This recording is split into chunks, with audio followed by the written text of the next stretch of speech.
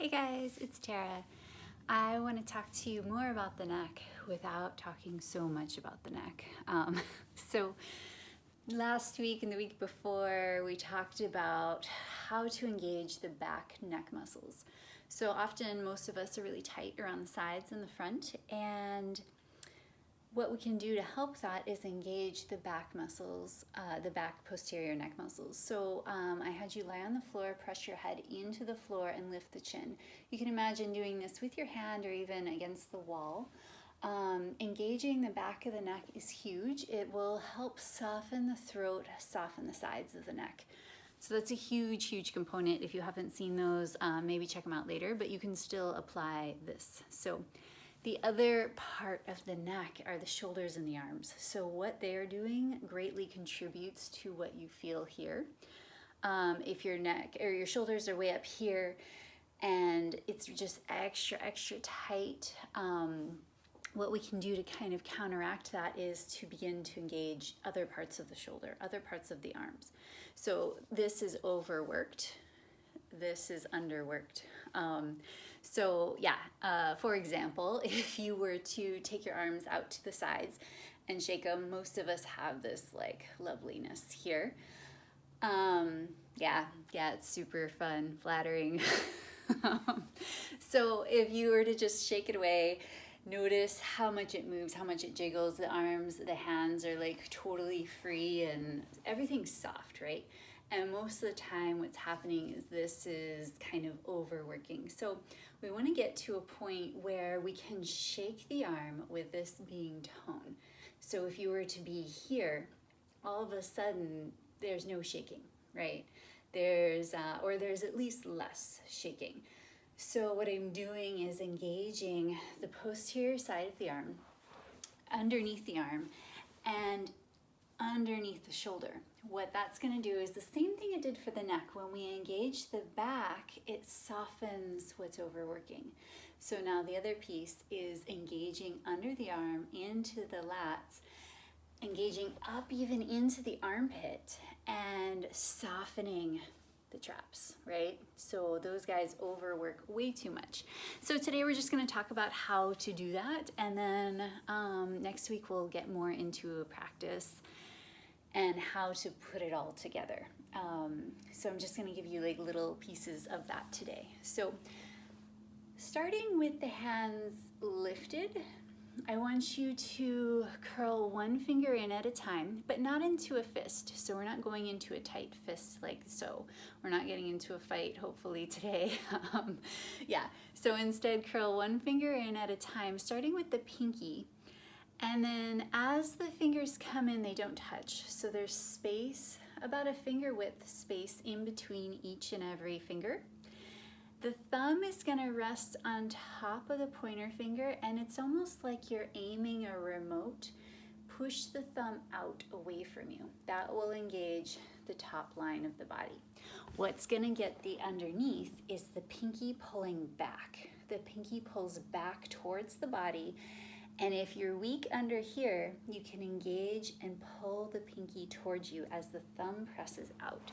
So it's this kind of engagement. There's a little lift underneath the wrist, a little bend in the elbow. So my elbow isn't, I know the lighting is not great on this.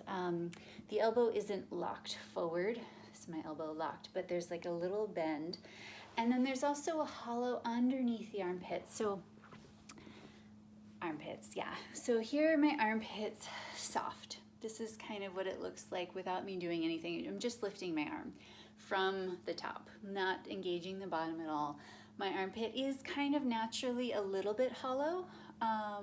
That's kind of what it looks like with no engagement. Here's this guy for you. So this is what my natural armpit looks like. Everyone's is a little different, obviously. But when I engage the hands and I press the thumbs away, pull the pinkies towards me, and then press down with your arms as if you're trying to get out of a pool. That's the best visual I can give you, as if you have to press down to lift the body up. They go in opposition.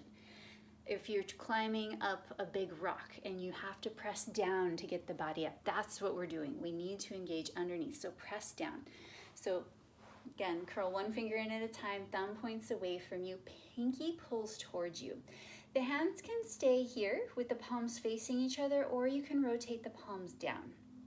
Either way, push the arms away from you. Make the space longer from the knuckle to the back. So I'm not just here, I'm pushing forward, lengthening my arm, and now push down to rise the chest up. Not just the front of the chest, but the entire rib cage, right? All right, now look at the difference in the armpit. It's very different shaped. The front is engaged, the back is engaged. You can even grab it, take a hold of it. Your thumb should be able to go way up in your armpit. Very, very different shape in the armpit as opposed to, it's so hard with the lighting, from here to here, right? So here to here, yeah? Okay, so that is what we want in all of our standing poses. Anytime our arms are out, they're not just lazily out. We're not just kind of making the shape.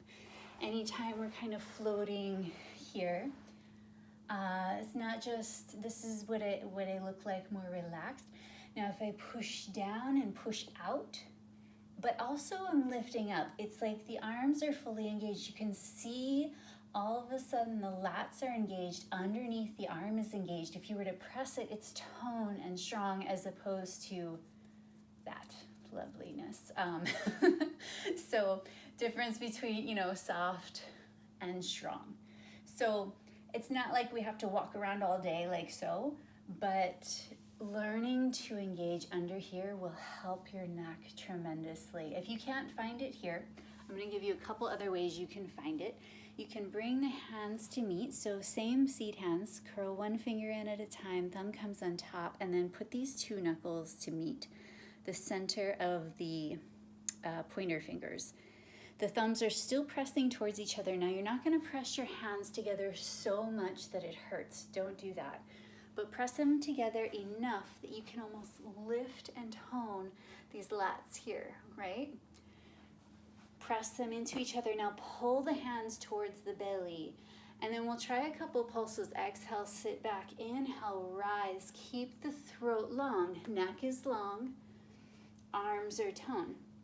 If you can't feel it here, another great option is to work with a block. Yeah, grab a block, squeeze it towards each other. Squeeze, let go. Squeeze, let go. Squeeze, let go. Hopefully you can feel this working. That's what we want with less pressure in the wrist. So ideally you can find it with the block. And then once you have it, we can take the pressure out of the wrist by keeping the wrist long. Another option is you can bring the fingernails to touch. So not the finger pads here, but the fingernails. The pinky may not touch. My pinkies aren't quite long enough. I can make them touch, but it changes the shape of my wrist. So I prefer almost like the ribs. They're just floating. There's a hollow in the palm, just like a hollow in the armpit. So the outer edges of the hand will squeeze in towards each other. The fingers are long. They're not collapsed, they're not in, they're not locked. So fingers really long. Try to mimic the armpit hollow.